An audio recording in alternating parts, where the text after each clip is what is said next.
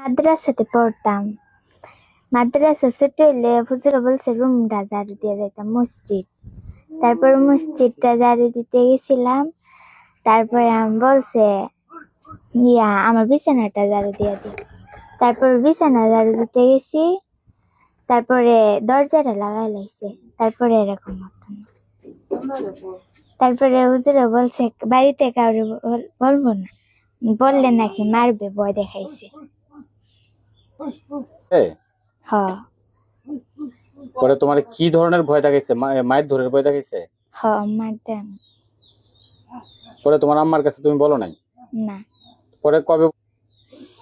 আমার আম্মু আমাকে নিয়ে শুচ্ছে, তারপরে আমার পেটের মধ্যে হাত দিছে, দেখে উঁচু লাগে, উঁচু লাগে আর কি। তারপরে এরকম ঘটনা। তারপরে আম্মু ওরে বলছি আমি। এখন কি তোমার কোনো অসুবিধা আছে? হ আছে।